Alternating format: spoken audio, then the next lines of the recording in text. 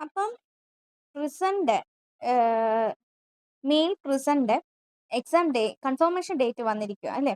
അപ്പൊ നമുക്ക് exam April 18 നടക്കുമെന്നറിയാം. അപ്പം ഇപ്പൊ ഫീമെയിലിന്റെ വുമന്റെ പ്രിസന്റ് അങ്ങോട്ട് കഴിഞ്ഞതേ ഉള്ളൂ. അപ്പൊ ആ എക്സാം ക്വസ്റ്റ്യൻ ബേസ് നമുക്കൊന്ന് നോക്കാം. ക്വസ്റ്റ്യനും അതിന്റെ ബേസ് റിലേറ്റഡ് ഫാക്ടോടെ നോക്കാം നമുക്ക്.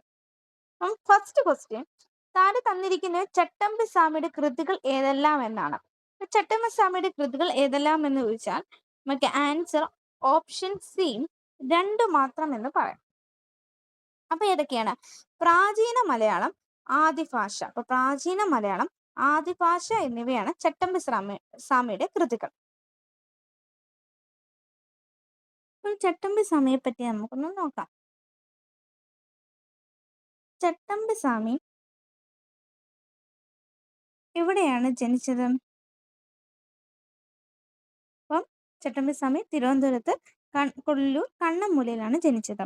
ഇദ്ദേഹത്തിന്റെ യഥാർത്ഥ പേര് അയ്യപ്പൻ എന്നാണ്. ഇദ്ദേഹത്തിന്റെ യഥാർത്ഥ പേര് അയ്യപ്പൻ എന്നാണ്. എന്നാൽ ഇദ്ദേഹത്തിന്റെ ബാല്യകാല നാമമാണ് കുഞ്ഞൻ പിള്ള. അദ്ദേഹത്തിന്റെ ബാല്യകാല നാമമാണ് കുഞ്ഞൻ പിള്ള. ഇദ്ദേഹത്തെ ഷൺമുഖദാസൻ എന്ന് വിളിച്ചത് തൈക്കാട് അയ്യയാണ്. ഷൺമുഖദാസൻ എന്ന് വിളിച്ചത് ആരാണ്? തൈക്കാട് അയ്യയാണ്. ഷൺമുഖദാസൻ എന്നപ്പോ പേരുള്ളത് ചട്ടമ്പിസ്വാമിയൊക്കെയാണ്. അദ്ദേഹത്തിന്റെ ബാല്യകാല നാമം കുഞ്ഞൻ പിള്ള എന്നാണ്.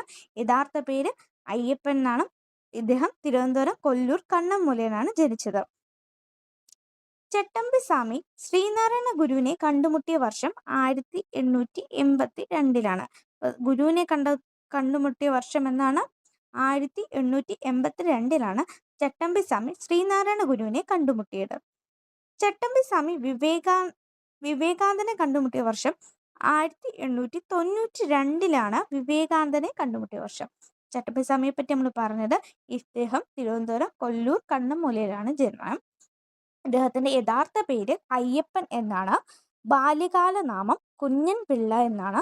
ഷൺമുഖദാസൻ എന്ന് വിളിച്ചത് തൈക്കാട് അയ്യയാണ്.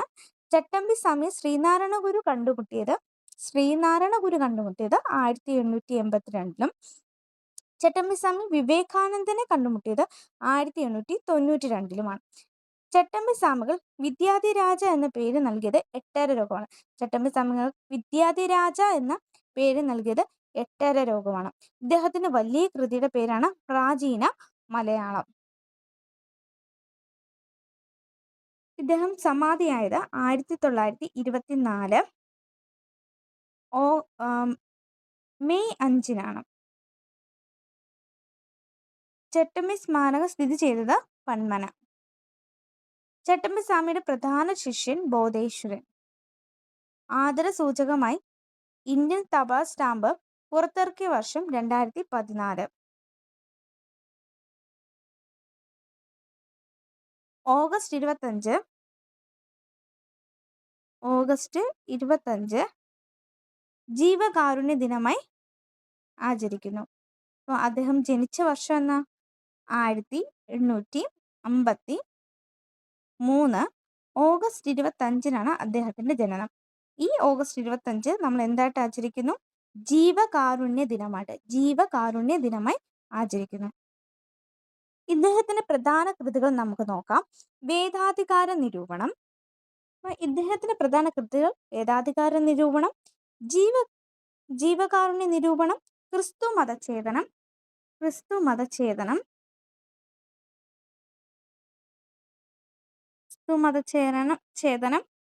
അദ്വൈത ചിന്താ പദ്ധതി, പ്രാചീന മലയാളം, പിന്നെ ആദിഭാഷ നമ്മളിപ്പോൾ പഠിച്ചു.